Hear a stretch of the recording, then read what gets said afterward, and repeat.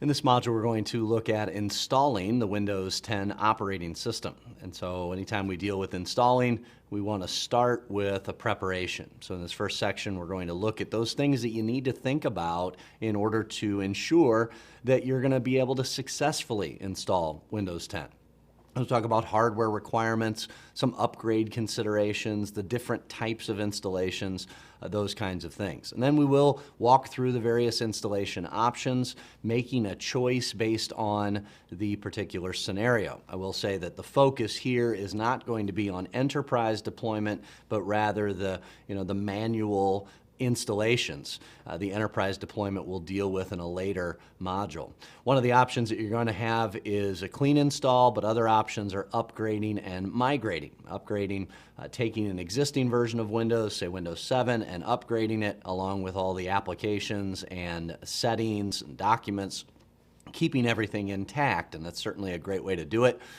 A different option is migrating, which gives you really the same end result, but is done in a slightly different manner. It's a clean install and then migrating the applications and settings to the machine. The one that you choose is going to just depend on the scenario. It's going to depend on the number of systems that you are trying to install Windows 10 on, and it is going to depend on the version of the operating system that you're currently running. So but we start with the preparation for the installation of Windows 10. The more you prepare, the more likely you'll be successful and won't encounter any issues. The very first thing that you have to worry about is what version. And in the past, this has been quite a task trying to figure out what version has which features and those kinds of things. Windows 8 really simplified this a great deal. There were only 3 versions. They did add a 4th version in Windows 10, but it's still pretty straightforward. Most of the time, we're essentially just making a determination between a home version and a business version. That's your primary determination. Beyond that, it'll be feature-based and licensing-based. Okay, so we have home, we have professional, we have enterprise, and we have a new education version. As we'll see here in a minute, the new education version really is, for clearly educational purposes, educational institutions, but it's really just another type of enterprise. It's very similar in its capabilities to enterprise, and so really it boils down to licensing. Educational facilities, schools, collegiate institutions, they are going to receive different pricing when it comes to licensing than your standard enterprises might. Okay, now what it really boils down to here is a feature set. What features are available on the various versions? And so I want to go and just take a look at a web page that really lays this all out for us. So rather than reinvent the wheel and essentially take all of the information from Microsoft and put it in a PowerPoint slide, let's just go right to the source. So we've got a web page here on Microsoft.com. This is Windows for Business/compare, and it looks at the different Windows editions. Okay, you can go to core experiences, and then we're just going to expand all, and we're going to see what's available. We'll go quickly through core experiences because a lot is there, for all. The start menu, obviously, Windows Defender and the firewall, that's available for everything. They all support trusted platform modules, which is a chip used by BitLocker and others. They all support Windows Update. Cortana, the search capabilities, is supported by all versions. Windows Hello, supported by all versions, although you've got a little 3 there, so that just tells you got to scroll down. Windows Hello will require specialized hardware. That's why we didn't see it in the Settings app, because we don't have a fingerprint reader, a camera, those kinds of things. Okay? But Windows Hello is supported. Virtual desktops, the Snap Assist, 4 apps on one screen, all of that's supported on the different versions. You notice when we get into core solutions, there aren't any differences. The only thing we have are these little caveats sometimes that it might require some additional hardware. So the differences in these really get in the area of business experiences. Okay, so existing fundamentals, for instance. Pervasive device encryption is supported on all 4. The home versions cannot be joined to a domain, and that has been consistent.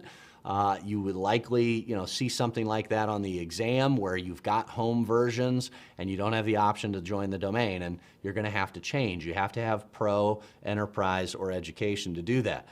Group policy is a domain function. That also requires the business versions. Okay? All three of these would be considered business versions. Pro is entry-level business for small business to medium size. Then you have Enterprise, and then you have the Education. BitLocker, let's just go down the list. I mean, it's domain join, group policy, BitLocker, remote desktop connections to the system, not from, client Hyper-V. Those are all only supported on the business versions. A couple of other things, okay? Direct Access, which is a VPN alternative that debuted in Windows 7, that is only in the Enterprise and Education. Windows To Go, a version of Windows that can be installed on removable media. That is also only available with Enterprise, as are AppLocker and Branch Cache. Now, this actually should be pretty familiar. These are exactly the same things that were the case in Windows 7 and Windows 8. AppLocker, Branch Cache, Direct Access, they've always been enterprise-only features, so just remember that. Management and deployment, mobile device management through Intune, that's what the little 8 there is going to tell us. Well, it's going to say coming later, subject to change, but that's going to be through Intune. The side loading of business apps, which is essentially a way to create line of business applications and make them available in the Windows Store. That's technically available on all these. You might be wondering, why is that available on home? That doesn't sound like a home-related thing. No, it's not, but at the same time, Microsoft has set this up so that users who have a phone that's running Windows 10, users who have a Surface that's running Windows 10, or some other tablet, that they can join those systems, to the workplace, and then you can have some mobile management of them. The business versions are going to support the ability to join Azure Active Directory, the ability to use the Windows Store for organizations, very granular user experience controls, Enterprise and Education. That's going to be through the desktop optimization pack that allows you to get very detailed in what you're doing. And then we've got some upgrades. Upgrades from Pro to Enterprise Edition, upgrade from Home to Education. In the areas of security, Microsoft Passport is supported on all the different versions, but your Enterprise Data Protection, Credential Guard, Device Guard, we haven't gotten into those. We'll talk about those later. Those are Enterprise only as well. Then delivering Windows as a service. Windows Update is available everywhere. Windows Update for Business. And then your current branch, long-term servicing branch, that's Enterprise only, this one for the business versions as well, okay? So we see the differences there between the different versions. Hardware requirements are not really a part of this. The hardware requirements are consistent across every version of Windows 10. So it really gets into the features and then in some cases, the licensing requirements. Like its predecessors, all of the versions of Windows 10 come in a 32-bit or a 64-bit version. 64-bit versions are ideal, and in this day and age, the vast majority of the computers that you get are going to have 64-bit processors. This has really been the case for at least a few years, and it's going to continue to become more and more common for you to see 64-bit. There are some significant benefits of using 64-bit. Much improved performance from the processor's perspective. You also have a much larger amount of memory available. 32-bit processors can only address up to 4 gigs of memory. Well, 64-bit processors, it's terabytes of memory. You're not likely to see that in a desktop machine, but 4 gigs, 8 gigs, 16 gigs, it's becoming more and more common. There's improved device support, and then the kicker, support for client Hyper-V. So if you want client Hyper-V, you need a business version and you need a 64-bit processor. You also have to have virtualization capabilities that are available in the BIOS or the UEFI firmware. Choosing between the two, I mean, some of these are pretty straightforward statements. A 64-bit OS is going to require a 64-bit CPU. That should be obvious. On the other hand, if you install a 32-bit version on 64-bit, you'll be okay. And so you say it's possible, but it's also pointless. It doesn't take advantage of the additional features. It really shouldn't be done, even though it is possible. 32-bit drivers will not work on a 64-bit version, so your hardware has to come with 64-bit drivers if you plan to use a 64-bit version of the OS. You can support 32-bit applications. There's a ton of applications out there that have not made the jump to 64-bit. That's fine. They'll be running in a virtualized environment within Windows, not a virtualized environment like Hyper-V, but it's called Windows on Windows. Windows on Windows 64 is the technical name. If application support becomes a problem, then 64-bit systems can run client Hyper-V, and you can run a 32-bit version of the operating system within a virtual machine and thus get complete isolation. So when in doubt, we want to choose 64-bit, but there are some considerations to take into account. Now, prior to installing the Windows 10, we need to make sure that the systems meet specific requirements. That's going to help ensure not only a successful deployment, but the ongoing efficiency of that system. Now, the good thing here is that these requirements really have not even changed since Windows 7. Okay? A second good thing is that your computers that you're attempting to install Windows 10 on are generally going to far exceed these requirements. These are minimal requirements. If you have a system that meets them, then you're not going to expect the greatest performance, but it should be okay. A 1 gigahertz CPU, 32-bit or 64, a gigabyte of RAM or 2 gigabytes for 64-bit, 16 gigs of hard disk space or 20 gigs for 64-bit, and then a DirectX 9 graphics driver using the Windows Device Driver Model 1.0 or higher. Just to give you an idea, if you're not familiar at all, that last line was an issue back when Vista was released. That was 8 years ago. That should be a non-issue these days. Now, there's some additional options.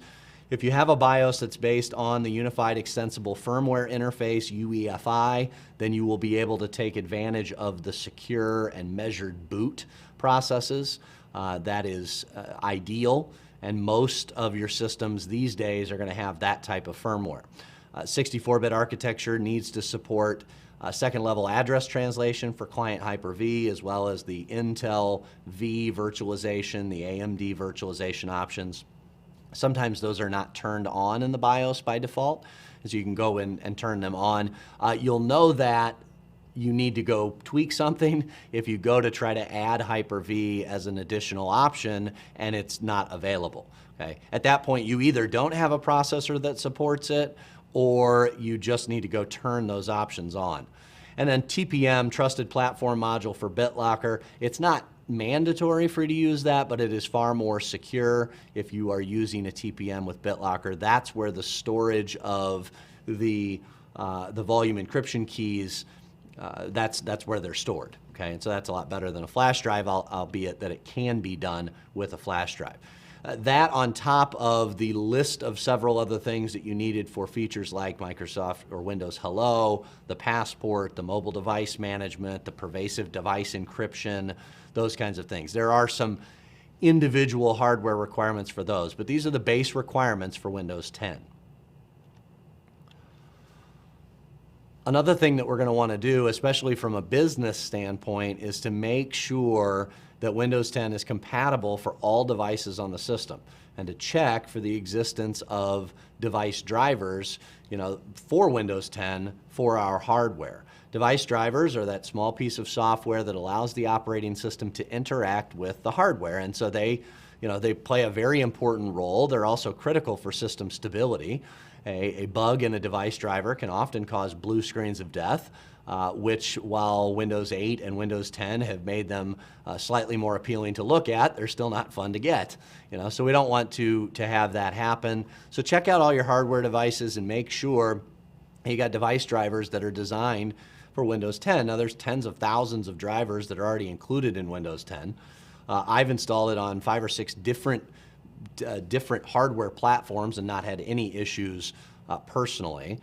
So they seem to be getting better and better with this. This is another one of those issues that was more of an issue many years ago. Microsoft has done a great job in this area. So you might not have to worry about this much, but it still is something to think about. If you do have a device that's not detected, not picked up by Windows, hopefully I know about it ahead of time. But even if I don't, then I can go out and I can add additional drivers after installation. Windows 10 is going to require digitally signed drivers, which is going to increase security. That ensures that device drivers have been tested by Microsoft, that they work with Windows 10, and that they're not going to do anything that compromises system security. Okay? And then, as we said, 32-bit and 64-bit architectures are going to use different drivers, but it's becoming almost a moot point at this time, just because 64-bit is becoming far more prevalent. Some additional considerations related to device drivers in Windows 10. You can use the Compatibility Center. It's an online location to check for hardware compatibility. That'll check not only devices, but also applications. Most of your application compatibility problems will come in these different areas. The setup and installation could actually perform actions that Windows 10 does not allow. I will add here, and I'll try to just say it once, if an application worked with Windows 7 and Windows 8, then it's going to work with Windows 10. There certainly could be some exceptions to that rule, but they're going to be very few and far between. All right, so in general, they'll work just fine. The user account control, which was introduced in Windows Vista, caused a problem for some applications back then. It still exists in Windows 10. It is essentially identical to what it has been in Windows 7 and Windows 8. There is a possibility that older applications would not be able to interact with UAC. You typically can get around it by just running the program as an administrator, and that forces the UAC prompt. 64-bit architecture can sometimes cause compatibility problems, operating system version changes. This is really related to just sloppy code on the part of the developer of the application. If they write a specific version number into the application and it's looking into Windows, looking for that version number, well, the version number has changed. So sometimes that can cause a problem, and the application will generally come up and say, this application is only supported on Windows 7, Service Pack 1, or something to that effect. At that point, you'd have to be working with the manufacturer of that application, the developers, in order to make sure you've got a version that will work. It might be calling removed or deprecated components, things that have been removed. That is another area where we're probably dealing with a much older application. So there are some issues that can arise, device drivers and programs when running on Windows 10. Ideally, we get those issues solved. We get a new version of the application. We get a patch for the application, and it works. At worst, what we would have to do is we'd have to set up some form of virtualization, and we could run an older version of the operating system within a client for Hyper-V VM, and then allow us to still use a critical line of business application. One little note on planning for Windows 10 in the enterprise. As I said, we're going to spend a lot more time talking about deploying Windows 10 in the enterprise a little bit later. But this little note goes along with the compatibility issues that we've been talking about. You've got a program called the Application Compatibility Toolkit, and it's part of the Windows Assessment and Deployment Kit with the Windows ADK. It allows you to identify and resolve application compatibility issues. So we can set up a central ACT database, a central management machine. We can deploy a client to various computers, and then they can report back. And so you can verify application, device, and computer compatibility and do so centrally. You can also verify compatibility with Windows updates. And ultimately, it lets you mitigate any of these potential issues of compatibility. It might be changing a configuration, modifying that, or modifying an existing application by applying an update to that application or a service pack. It could be used to upgrade applications to a compatible version, to tweak security settings on the system so that the application works or even using compatibility features within the operating system, saying this is the way that we want to run the system. Now, the application compatibility toolkit can't necessarily do all of that for you, but it can identify which of those mechanisms you can use in order to make the application compatible. Okay. Service packs, patches, modifying configurations, that actually can be done from a central location by pushing out a little configuration option called a shim and deploying that throughout the enterprise. Okay. But other things like upgrading the application or turning on compatibility features, setting up a VM, you're going to manually do that, but you'll do it based off of the information that you have obtained using ACT. So it's a very useful utility.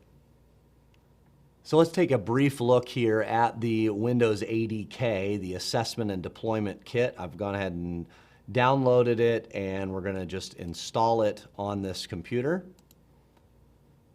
Accept the licensing agreement, and you can just see, and we'll be using this later, but you can see that as a part of it, it's the Application Compatibility Toolkit, plus you have a bunch of deployment tools, user state migration, which is going to be used for it's going to be used later for profile migration. You have some other things related to deployment as well. Okay, so you can download this on a system and go ahead and install it, and that will at least be step one into thinking about deploying Windows 10 in the enterprise. Okay, so it is a free download. Make sure you search for the one for Windows 10. It is a little bit difficult to find. So there's a Windows 8 one, and a lot of the utilities in the Windows 8 one will work for Windows 10, but they have specifically designed one for Windows 10. So any of the new features that we end up talking about when we talk about enterprise deployment, you're going to want that version. So we'll let that continue to install. Again, I just kind of wanted to show you the different options that you had available in it, and we'll be using that a little bit later.